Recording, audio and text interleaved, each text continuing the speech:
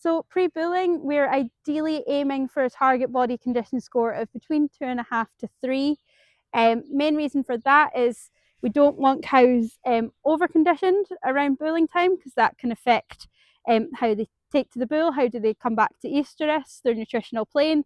We also don't want them under-conditioned too much, so anything below 2 would be considered under-nutrition, and that would mean that they're on a kind of typically mobilising body fat and struggling nutritionally, so not got enough nutritional reserves to come back into estrus, which might challenge their fertility going forward as well. So I think the simplest way to tell if cows are getting enough from grass alone is typically looking at the cow's body condition. How is she holding her body condition? Is she mobilising any as well? How are her calves performing? Has she got plenty of milk? Are her calves performing well?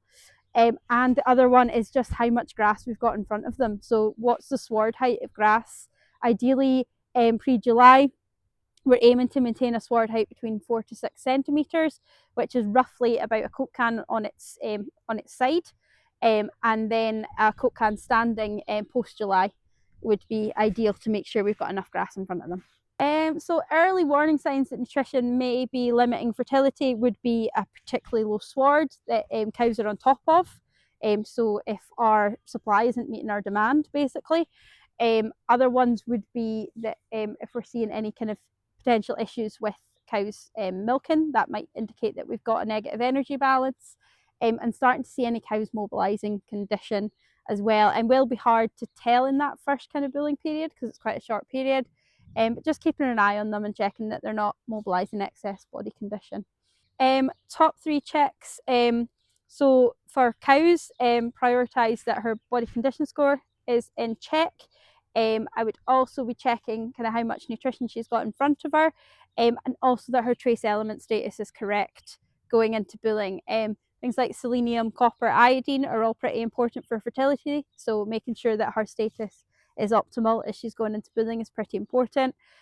For bulls, again, want to make sure he's in good body condition score, that he's not lame, he's sound on all feet, and that he is on an even plane of nutrition again, going forward as well would be pretty important. So we definitely have had quite a cold and challenging spring. Grass has been slow to come in many areas, so I think just being aware of how much we've got in front of us. Is our grass meeting our demand? Do we need to consider supplementation? If it's not, if we've got a sward height below 4 centimetres, we probably need to consider additional supplementation, such as an additional silage, a concentrate, something just to bridge that gap a wee bit more and make sure we've got enough nutrition in front of them. A cow around about this stage coming into bulling is also reaching peak lactation, so her nutritional requirements are pretty high on her. So just being conscious of what's in front of us. It has been challenging, but it doesn't mean it needs to affect next season if we manage it properly.